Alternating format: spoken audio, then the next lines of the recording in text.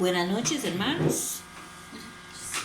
Vamos a buscar en la palabra Lucas 7, del 1 al 10.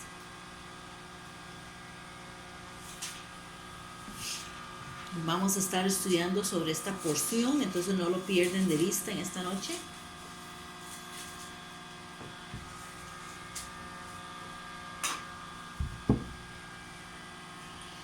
Mientras tanto, me puede Evelyn ir buscando Marcos 6:6.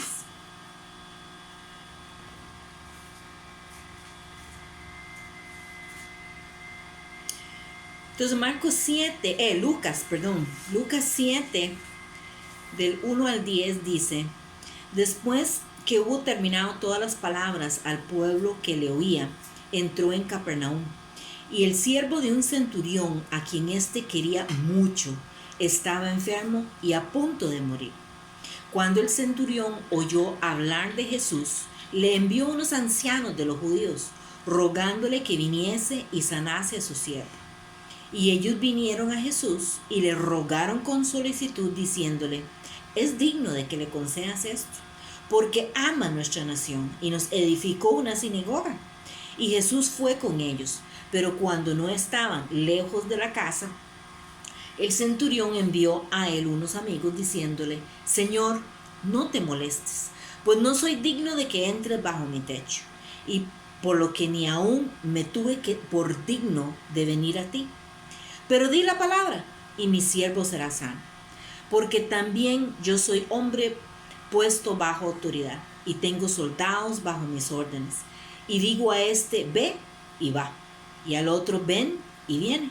Y a mi siervo: haz esto, y lo hace. Al oír esto, Jesús se maravilló de él. Volviéndose, dijo a la gente que le seguía: os digo que ni aún en Israel he hallado tanta fe. Y al regresar a casa, los que habían sido enviados hallaron sano al siervo del que había estado enfermo. Amén. Amén. Entonces sabemos que todo acerca de la vida de Jesús y del ministerio de Jesús es fascinante, es interesante, es especial. Pero este pasaje tiene algo único, ¿verdad? Lucas 7, del 1 al 10, tiene un pequeño gran detalle que vamos a estar viendo en esta noche. Y es ese pasaje o ese versículo ahí que dice que después de la conversación de Jesús, que él sostiene con los enviados, ¿verdad? Del centurión, la palabra dice que Jesús se maravilló. Entonces esa palabra, él se maravilló, él se asombró, ¿verdad? Y si nosotros que ahora casi no escribimos, sino que escribimos en puros emojis, ¿verdad? Puras emociones, ¿cuál es la carita de asombro o de maravilla? ¿Verdad? La boca abierta. Entonces, ¿qué estamos diciendo? Que Jesús quedó con la boca abierta de ver entonces esta actitud de este centurión romano. En Marcos 6:6. Y estaba asombrado de la incredulidad de ellos, y recorría las aldeas de alrededor enseñando. Amén. Entonces ese asombrado también es que estaba maravillado, pero aquí era en un sentido negativo, ¿verdad? Estaba asombrado, ¿por qué? Por la incredulidad, ¿verdad? ¿Cómo? ¿Cómo es posible que después de conocerme, después de haber escuchado hablar de mí, después de ver lo que he hecho, ¿verdad?, haya aún tanta incredulidad? Entonces en Marcos 6:6 estaba maravillado por su incredulidad, y en Lucas 7:9 estaba maravillado por la fe del centurión. Pero lo que el Señor quiere darnos entonces es la oportunidad a que nosotros lo maravillemos a Él, que nosotros lo impresionemos, que nosotros lo impactemos como lo hizo el centurión en esta historia. Conocemos la historia del centurión romano, la mayor parte de nosotros lo hemos leído varias veces, hemos escuchado diferentes enseñanzas, estudios bíblicos, sermones acerca del centurión romano, ¿verdad? Entonces sabemos que el centurión era un oficial del ejército romano, es un oficial de rango intermediario, Tal vez como costarricenses pues no están tan acostumbrados de escuchar de los rangos, porque gracias a Dios aquí no hay ejército, ¿verdad? Pero él es un rango intermedio. Entonces los centuriones tenían más o menos unos 100 soldados a su cargo. La legión romana tenía más o menos 6,000 soldados. Entonces este centurión estaba a cargo de 100 de esos 6,000 soldados romanos. Entonces más o menos él llega, ese título de centurión en el ejército llega siendo como un capitán o un mayor en el ejército. Entonces el centurión nos dice la palabra que tenía un sirviente que estaba enfermo. No era cualquier sirviente, o sea, no era como cualquier empleado, porque en realidad estaba encariñado este soldado romano con este varón, ¿verdad? Sabemos entonces que su enfermedad era una enfermedad que lo estaba llevando a muerte, era una enfermedad de muerte, y la historia nos dice que el centurión había escuchado hablar de este tal Jesús, ¿verdad? Él había escuchado que este Jesús era un varón diferente, que por donde él pasaba los ciegos recobraban la vista, los cojos caminaban, los mudos hablaban. Este Jesús hacía cosas que maravillaban, cosas increíbles, cosas impresionantes, y ya esto había llegado a los oídos del centurión. Así es que, ¿qué hace él? Él envía a unos líderes judíos para pedirle a Jesús que viniera y salvara a su siervo, quien está a punto de morir. Ahora esto debería de extrañarnos. ¿Y por qué nos debería de extrañar esto que estamos leyendo? Porque sabemos que los judíos odiaban a los romanos. Los romanos se habían apoderado, estaban por encima de Israel en este momento, ¿verdad? Entonces ellos odiaban a los romanos, pero este romano era diferente. Entonces los líderes que este romano manda dan fe a Jesús, que este centurión ama a la nación de Israel, y la ama tanto, y lo demostró que construyéndoles una sinagoga. Él pagó de su bolsillo para construirle entonces este lugar de reunión. Así es que, ¿qué dicen ellos? Bueno, entonces en realidad se lo ha ganado, ¿verdad? Él se merece, ¿verdad? Que usted entonces le ayude, ¿verdad? Con su siervo. Por tanto, Jesús va rumbo a la casa del centurión, emprende el viaje. Este centurión entonces ha hecho una solicitud, una oración. ¿Cuál es su oración? Salve a mi siervo, ¿verdad? Sin embargo, antes de que Jesús pueda llegar a la casa del centurión, el centurión le manda otro mensaje. Si gusta me lo lee ahí en el versículo 6, pastor. Y Jesús fue con ellos, pero cuando ya no estaba lejos de la casa, el centurión vio a unos amigos diciendo: Señor, no te molestes, porque no soy digno de que entres bajo mi techo. Amén. En otras palabras, le manda a decir a Jesús: no venga, ¿verdad? No se acerque más, porque yo no soy digno. Así es que una de las cosas que notamos de este centurión es que él pudo haber tenido mucho dinero, él pudo haber tenido mucho prestigio, pero en la presencia de Jesús él reconocía de que él no era nadie. No importa entonces cuánto estudio tengamos, cuánto dinero tengamos, cuánta influencia hayamos acumulado, en la presencia de Jesús ninguno de nosotros somos dignos. Y este centurión entendió eso. Él conocía su lugar en la presencia de Jesús. El centurión le dice: no vengas a mi casa porque yo no soy digno. En parte vemos una contradicción, ¿verdad? Si esperamos un momentito y leemos que dice: acaba de pedirle al Señor, venga a mi casa, ¿verdad?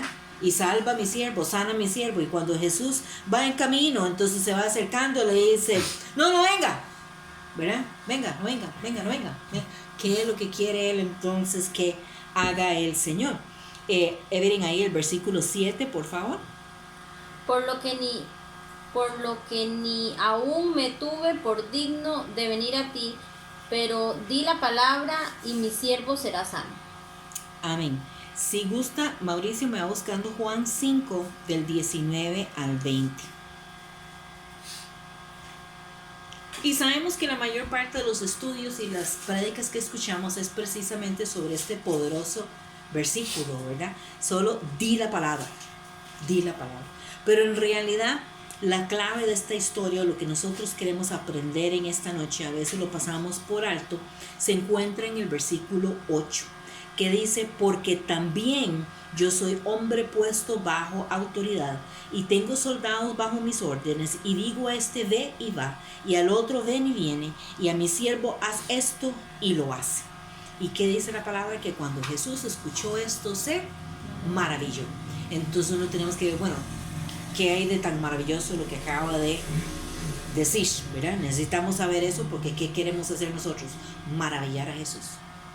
Que Jesús nos vea a nosotros y vea nuestro testimonio y vea nuestro actuar y haga, ¡oh!, ¿verdad? Esté maravillado. ¿Qué dice? Porque también yo soy hombre puesto bajo autoridad. Entonces, ¿qué está diciendo? Porque yo también soy como otra persona. Yo también soy un hombre bajo la autoridad de otro hombre. ¿A quién le está hablando el centurión? Le está hablando a Jesús, ¿verdad? ¿De quién está hablando el centurión? De Jesús. Está hablando acerca de Jesús mismo, ¿verdad? Entonces el centurión le dice a Jesús, yo soy como usted, ¿verdad? Porque dice, yo también, yo soy como usted, un hombre bajo autoridad. ¿Por qué le dice eso? Se había regado la bola que Jesús andaba haciendo todo este tipo de milagros, hasta había resucitado muertos, pero el centurión le dice, yo sé cómo usted está haciendo todas estas cosas. Las estás haciendo porque estás bajo autoridad, al igual que yo. Usted está logrando hacer todas estas cosas porque hay alguien por encima de usted que le está permitiendo a usted hacer todas estas cosas. Usted está bajo su autoridad. Jesucristo en su humanidad no operaba en virtud de su deidad, sino que él operaba en la virtud de su sometimiento. Él estaba sometido al Padre, en humildad actuaba ejerciendo la voluntad del Padre. ¿Verdad? Juan 5 del 19 al 20. Respondió entonces Jesús y le dijo, de cierto os digo, no puede el Hijo hacer nada por sí mismo, sino lo que ve hacer el Padre. Porque todo lo que el Padre hace, también lo hace el Hijo igualmente. Porque el Padre ama al Hijo y le muestra todas las cosas que Él hace, y mayores obras que ésta le mostrará, porque de modo que vosotros os maravilléis. Amén. Lo que nos enseña el Señor entonces a través del centurión es un principio que nos dará acceso a lo milagroso si es que lo logramos captar, ¿verdad? No puedes ejercer autoridad legítimamente sobre lo que se supone que debes de tener autoridad, al menos que aprendas a estar bajo la autoridad de Dios, encima de lo que Él ya ha puesto. Si no estás alineado con lo que legítimamente debe estar por encima suyo, que es Jesucristo, y encima de Jesucristo Dios Padre, entonces pierde la autoridad celestial para estar encima de situaciones que deberían de estar bajo su cargo, ¿verdad? ¿Queda claro? Sí. Si usted, quien está en lugares celestiales, se rebela contra la autoridad celestial, entonces no tendrás autoridad sobre las situaciones terrenales. Entonces, ¿qué está diciendo el centurión romano ahí en el versículo 8?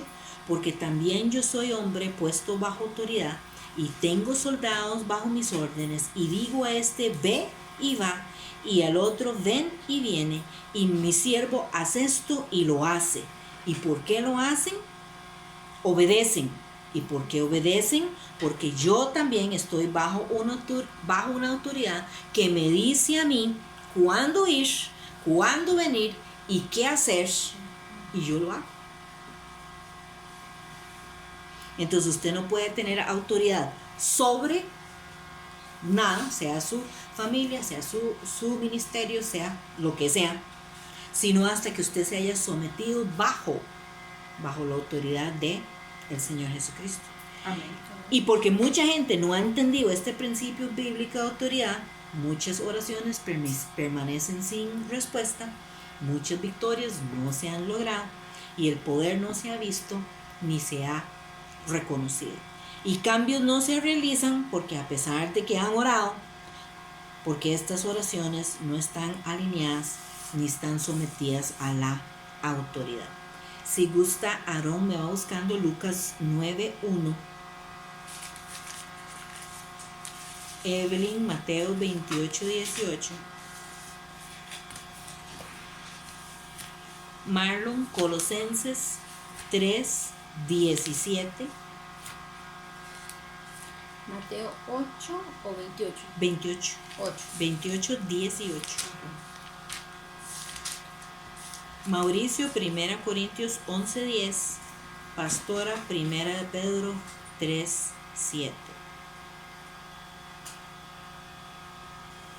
Entonces, cuando usted anda destramado del reino, desalineado, lo que has hecho es cortar el cordón por medio del cual se transfiere la autoridad. Iba a anotar algo en una hoja y se me pasó a hacerlo, pero en el Ministerio de Salud siempre mandan a poner en todas las oficinas de los ministerios cuál es el organigrama de la institución. Entonces siempre hay un cuadrito que dice Ministro de Salud. Y de este Ministro de Salud hay una rayita, ¿verdad? Y después una raya horizontal donde están cada uno de los directores regionales. Entonces, ¿quién es la máxima autoridad? El Ministro de Salud. De ahí sale un cordón que lo une a los directores regionales. Y de esos directores regionales salen 80 cordoncitos a todos los directores de área, ¿verdad? De los ministerios de salud en cada cantón, y debajo de eso estamos todos nosotros, los trabajadores, ¿verdad? Entonces, igualmente, es más, hace unos años estaban tratando de eliminar esos organigramas porque eran verticales, pero yo digo que es que los quieren eliminar para que nosotros también eliminamos la manera de ver a Dios, porque así es Dios. Dios está ahí, encima de Dios Padre hay un cordón que lo conecta al Señor Jesucristo, debajo del Señor Jesucristo está el hombre, debajo del hombre la mujer, debajo de la mujer los hijos y todo lo demás. Amén. Hay un cordón.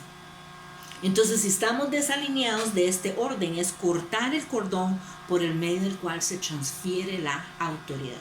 Sobre esa línea, la autoridad del Padre pasa al Hijo, la autoridad del Hijo pasa al hombre, del hombre a su mujer, de su mujer a sus hijos. Si estamos desalineados, no va a pasar esa autoridad, no va a haber esa transferencia de autoridad. Entonces el centurión dijo, porque yo sé cómo funciona esto. Eso es lo que está diciendo el Señor. No es necesario que vengas a mi casa. No es que le estoy diciendo venga para después, ¿verdad?, agarrar los monos como decimos nosotros. No, ya no venga. No, es porque yo sé cómo esto funciona. Yo sé cómo funciona esto de la autoridad. Usted no necesita venir hasta acá. Solo suelte la palabra. Di la palabra. Porque yo sé que usted está trabajando bajo autoridad. Sé que usted tiene autoridad porque usted se está sometiendo a su autoridad. Amén. Amén. Lucas 9:1. Habiendo reunido a sus 12 discípulos, les dio poder y autoridad sobre todos los demonios y para sanar enfermedades. Amén. ¿Y cómo adquirieron estos discípulos esta autoridad? Estando bajo la autoridad del Señor Jesucristo. Entonces, como estaban bajo autoridad de Jesús, Jesús les dio autoridad.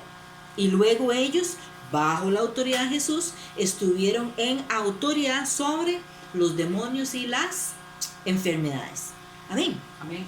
Muchos cristianos están luchando con cosas que están tratando de dominarlos a ellos. Muchos cristianos están luchando contra demonios, muchos cristianos están luchando contra enfermedades que los están dominando, los están controlando, les están dictando cómo tienen que vivir su vida. Están viviendo al revés, ¿verdad? Algo no está bien, algo está desalineado. Pero Jesús les dio autoridad a los discípulos. Y si Jesús les dio autoridad, entonces ellos, ¿qué? Tenían esa autoridad, ¿cierto? Sí. Y si ellos tienen esa autoridad, entonces tienen la habilidad, la potestad que de utilizarlo, porque el Señor no nos da nada para que lo guardemos, ¿verdad? Siempre vacilo con la pastora que conocemos personas que tal vez tienen una blusa, un par de zapatos, un pantalón nuevo, ¿verdad? Y son 3 años y no lo han estrenado. Y uno dice, ¿por qué? En cambio, el doctor en la casa donde yo vivía, el doctor Gilbert Mena Córdoba, si usted, por cierto, mañana cumpleaños, si usted le regalaba a Gilbert 7 pares de medias, las 7 pares de medias se la ponía el mismo día. Aunque fueran 5 minutos cada par, pero él tenía que estrenarlas. Y es lo que el Señor nos da en el nivel espiritual. Lo que Él nos da es para que lo utilicemos, no para que lo guardemos, sino para que eso sea aprovechado para la edificación de la iglesia y la gloria de Dios. Amén. Amén. Ok, entonces estar alineado es la llave, no solo para lograr la respuesta a nuestras oraciones, sino también para la autoridad espiritual, para ver el cielo descender sobre nuestra historia, para colocar al enemigo bajo la planta de nuestros pies, en lugar de permitirle al enemigo tenernos a nosotros la cabeza prensada. Mateo 28, 18. Y Jesús se acercó y les habló diciendo: toda potestad me es dada en el cielo y en la tierra. Amén. ¿Quién le dio esa potestad a Jesús? Dios Padre, ¿verdad? Entonces, ¿qué está diciendo Jesús? Toda potestad me es dada. Entonces, ¿quién manda? Jesús manda, porque tiene toda la potestad, todo el poder, toda la autoridad que su papá le dio, ¿verdad? Así es que el alineamiento al Señor Jesucristo es crítico para que nosotros veamos manifestado su autoridad en nuestra vida, en nuestra historia, en nuestros ministerios. Amén. Colosenses 3:17. Y todo lo que hacéis, sea de palabra o de hecho, hacedlo todo en el nombre del Señor Jesús, dando gracias a Dios Padre por medio de él. Amén. Entonces debemos hacer las cosas, nos dice la palabra en otros pasajes, sin murmurar, sabiendo que todo lo que hacemos lo hacemos ¿qué? Con gratitud y en el nombre de Jesús. 1 Corintios 11:10. Por lo cual la mujer debe tener señal de autoridad sobre su cabeza por causa de los ángeles. Amén. Y escuchaba a un pastor decía que cuando una mujer se somete a autoridad, que eso atrae ángeles, ¿verdad? ¿Y para qué son los ángeles? Para que nos ministren. Entonces esa bendición de sometimiento nos trae ministración de parte de los ángeles que Dios los ha mandado. 1 Pedro 3:7. Vosotros maridos igualmente vivid con ella sabiamente, dando honor a la mujer como a vaso más frágil y como coherederes de la gracia de la vida, para que vuestras oraciones no tengan estorbo. Amén. Amén. Entonces aquí dice que la esposa se tiene que someter al esposo, ¿cierto? Pero el esposo tiene que estar sometido a Dios. Sí, muy importante. Hay muchos esposos que están orando y sus oraciones no son respondidas porque quieren que la esposa esté sometida a él sin que él esté sometido a Dios. Otras personas toman ese sometimiento como que si fuera sinónimo a tener su pie encima de la cabeza de la mujer. Eso no es lo que Dios está pidiendo. Y todavía Dios está diciendo en ese pasaje que dando honor a la mujer. Entonces no es para que el esposo la tenga bajo el zapato, ¿verdad? Dándole honor a la mujer como vaso más frágil, aunque en muchos aspectos de nuestras vidas, ¿verdad? No físicamente, el hombre siempre va a ser físicamente superior a la mujer, pero hay muchas áreas emocionales en que la mujer es más fuerte, pero cómo la tiene que tratar su esposo como vaso frágil, tiene que tener cuidado de ella, ¿verdad? Y que dice como coherederas, que estamos al mismo nivel, porque somos coherederas junto con ellos para la gracia de la vida. ¿Para que qué? Para que sus oraciones no sean estorbadas. Entonces es importante entender los conceptos, ¿verdad? No es un concepto machista y por eso la gente lee eso y cree que Dios es machista o que ser cristiano es una forma de machismo. y no lo es, porque no queremos que sea interpretado así, porque no queremos nada que estorba nuestras oraciones. Hay mujeres rebeldes, sí, y hay mujeres rebeldes porque eligen hacerlo, pero habrán mujeres rebeldes porque el esposo no está bajo autoridad. Entonces, para que el esposo ejerce una autoridad legítima, tiene que estar bajo la autoridad de Dios. Amén. Amén. Si gusta, si todavía está en 1 de Corintios, Mauricio, el 11:3. Pero quiero que sepáis que Cristo es la cabeza de todo varón, y el varón es la cabeza de la mujer, y Dios la cabeza de Cristo. Amén. Si todavía está en Colosenses, Marlon, ahorita me va a leer el 21 al 23 en un momentito. Si gusta, pastora, me busca Filipenses 2, del 5 al 11. Entonces, como ya mencionamos, Dios Padre, ¿verdad?, está encima de Jesús. Jesús sobre el esposo sobre la esposa, y ambos sobre los hijos. Y debemos enseñarle a nuestros hijos a obedecer. Tenemos que enseñarle a nuestros hijos a someterse. Tenemos que enseñarle a nuestros hijos que se tienen que rendir delante de Dios. No simplemente porque somos los papás, porque yo dije punto, ¿verdad? No es esa la idea, sino es enseñarlos que la meta de ellos debe ser siempre agradar a Dios. Nosotros como adultos tenemos que someternos a Dios, tenemos que rendirnos delante del Señor Jesucristo. ¿Por qué? Sí, no solamente porque Él lo dijo, aunque eso debería ser para nosotros más que suficiente. Si Él crió los cielos y la tierra y todo lo que en ellos hay, yo no puedo criar una estrella. Vean lo que Él dice. Eso debería someterme, pero no solo eso, sino que mi meta debe ser agradar a Dios. Y nuestra meta en esta noche, lo que debería quedarnos en nuestro corazón, es que Jesús se sienta maravillado. Maravillado, que nosotros todo lo hacemos, nos guste o no nos guste, pero lo hacemos con gusto porque es para Él. Y es para agradarle a Él y para maravillarlo a Él. Entonces, estar en obediencia es estar alineado. Colosenses 3, del 21 al 23.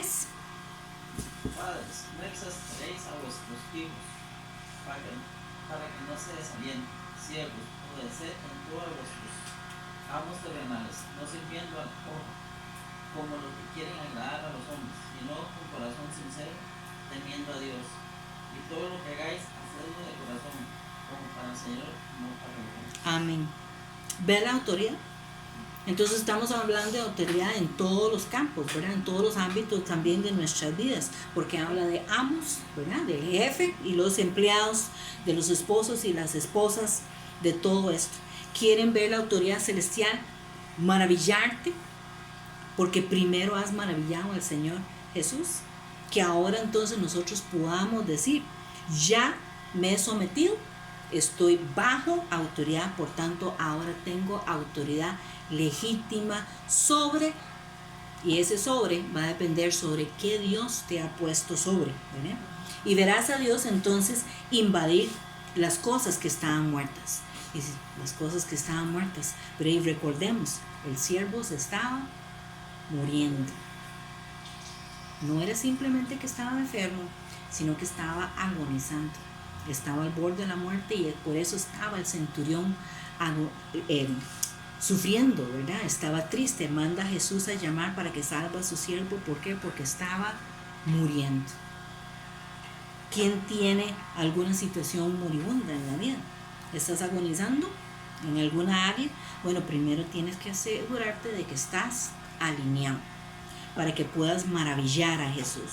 Filipenses 2, del 5 al 11. Haya pues en vosotros este sentir que hubo también en Cristo Jesús, el cual siendo en forma de Dios, no estimó ser igual a Dios como cosa que aferrarse, sino que se despojó a sí mismo, tomando forma de siervo, hecho semejante a los hombres. Y entrando en la condición de hombre, se humilló a sí mismo, haciéndose obediente hasta la muerte y muerte de cruz. Por lo cual Dios también le exaltó hasta lo sumo, y le dio un nombre que es sobre todo nombre, para que en el nombre de Jesús se doble toda rodilla de lo que está en los cielos y en la tierra y debajo de la tierra, y toda lengua confiese que Jesucristo es el Señor, para gloria de Dios Padre. Amén. Amén. Entonces dice que Jesús, ¿qué? Es igual al Padre, ¿verdad? Y muchas veces cuando en situaciones humanas hay una persona que está sobre, ¿verdad? Otra tiene autoridad sobre, ¿qué es lo que dice el que está abajo? Ese es igual que yo. Pero Jesús no tuvo esa actitud con su Padre. ¿Verdad? Él no tuvo esa actitud con su Padre. ¿Qué dice Jesús? A pesar de ser igual a su Padre, ¿qué hizo él? Él se sometió a la autoridad del Padre. ¿Y qué hizo el Padre? Lo exaltó. ¿Y por qué el Padre lo exaltó? ¿O qué pasó cuando lo exaltó? Entonces ahora Jesús está sobre todo, ¿verdad? Entonces, si usted no está dispuesto a someterse y a rendirse y a colocarse bajo la legítima autoridad de Dios, entonces cuando Dios lo coloca a usted sobre personas, cuando Dios lo coloca a usted sobre situaciones, cuando Dios lo coloca a usted sobre su ministerio o ministerios, entonces no vas a recibir la ayuda de Dios para todo lo que está bajo su autoridad. Pero tenés que estar sometido a él. Amén. Amén. El versículo 9, si gusta me lo lee Evelyn. Al oír esto, Jesús se maravilló de él y volviéndose dijo a la gente que le seguía: Os digo que ni aún en Israel he hallado tanta fe. Amén. Entonces, o sea, Jesús volviéndose la gente, en este caso volviéndose a nosotros, nos dice: ¿viste eso? ¿Vio? Ni en Israel, ni en mi propio pueblo he visto tanta fe. Este gentil incircunciso tiene más fe que las personas de mi propio pueblo. El versículo 10, Aarón.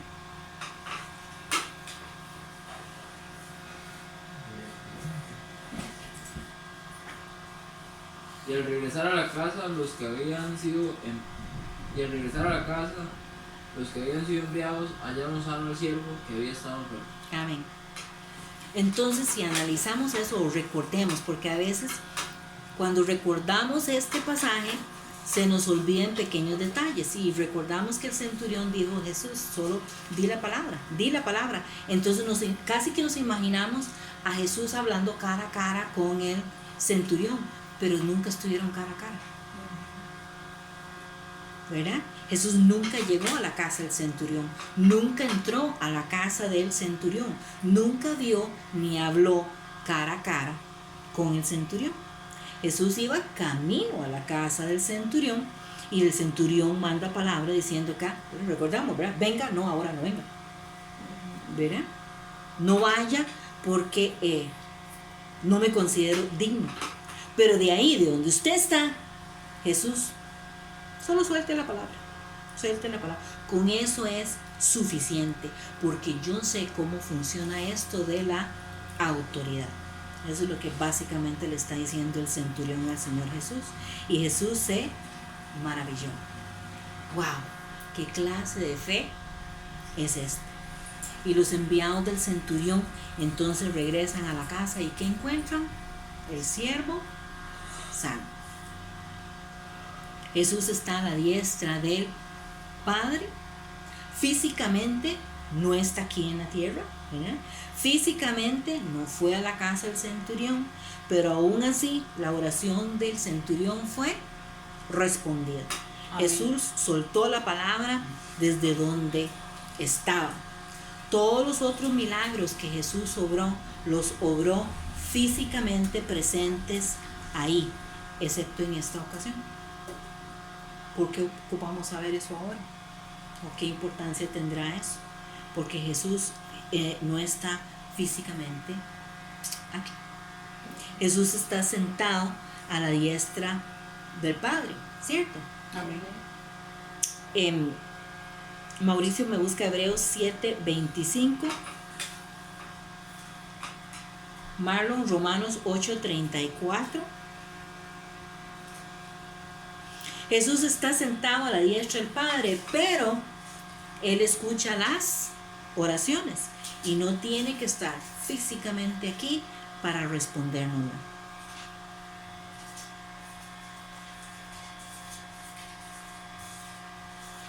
Hebreos 7, 25.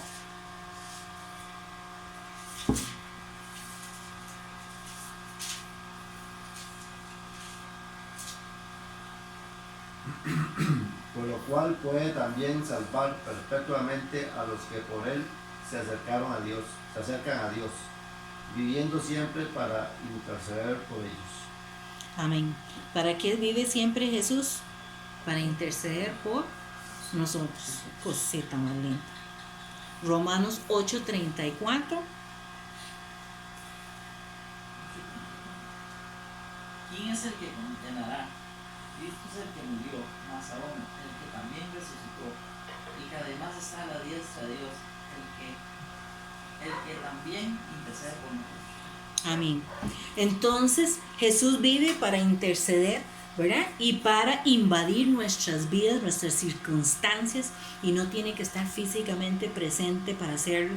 Si usted está alineado, entonces bajo su autoridad, entonces usted tiene acceso a su autoridad, aunque físicamente Él no esté aquí. Jesús no está físicamente aquí, pero su palabra sí lo está, y su palabra es poderosa y es todo lo que nosotros necesitamos para estar alineados. Amén. Amén. Si gusta, pastora nos busca Romanos 12:3. Aarón nos busca Gálatas 2:20.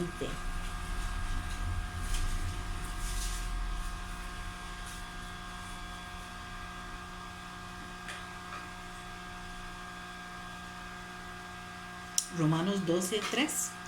Digo pues, por la gracia que me es dada a cada cual que está entre vosotros, que no tenga más alto concepto de sí mismo del que debe tener, sino que piense de sí con cordura, conforme a la medida de fe que Dios repartió a cada uno. Amén.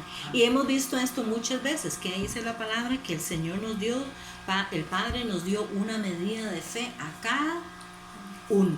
Entonces, que yo he dicho, muchas personas pasan toda una vida orándole, pidiéndole al Señor que les dé fe, pero ya nos dio una medida de fe a cada uno. Entonces, o algunas personas están pidiendo más fe cuando no han estrenado el que Dios les dio, ¿verdad? Y que como músculo nosotros tenemos que sacarlo y ejercitarlo para que él se fortalezca, para que sea grande, para que sea fuerte, ¿verdad? No, aunque un recién nacido tiene un músculo bíceps, ese músculo bíceps no se compara al músculo bíceps de Arnold Schwarzenegger, y es el mismo músculo, pero el bebé todavía no ha tenido tiempo de ejercitarlo como él lo ha ejercitado, y eso es lo que necesitamos hacer con nuestra fe.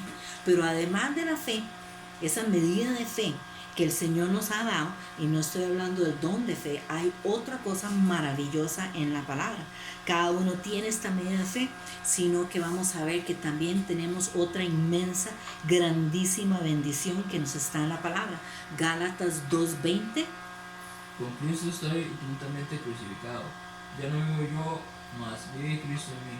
Y lo que ahora vivo en la carne, lo vivo en la fe del Hijo de Dios, el cual me amó y se entregó a sí mismo por mí. Amén. Y hemos escuchado muchas veces este pasaje, ¿verdad? Ya no vivo yo, mas vive Cristo en mí. Pero, ¿vieron eso? Vea eso. No solo nosotros tenemos fe en Él, sino que ese pasaje dice que tenemos la... Los dejamos en suspenso. Ya estamos. Ok, entonces no solo tenemos fe en Él, sino que nos dice este pasaje que tenemos la fe de Él, ¿verdad? Entonces, si yo estoy sometida bajo su autoridad, la fe de Él cubre mi fe, dándome una gran fe para enfrentar las situaciones que tengo que enfrentar en mi vida. Amén. Amén. Entonces nunca, aunque mi fe todavía no esté súper desarrollada, nunca entro sola. Estoy cubierta y utilizando la fe de Cristo, ¿verdad? Que dice, la vivo en la fe ¿de quién? Del Hijo de Dios. ¿Verdad? Lo vivo en la fe del Hijo de Dios. Entonces, pero Podemos clamar y llamar a Jesús estando alineados bajo su poder y autoridad para contar con su autoridad, para ejercer autoridad sobre lo que Él me ha colocado. Y así caminar con la cabeza en alto, victoriosa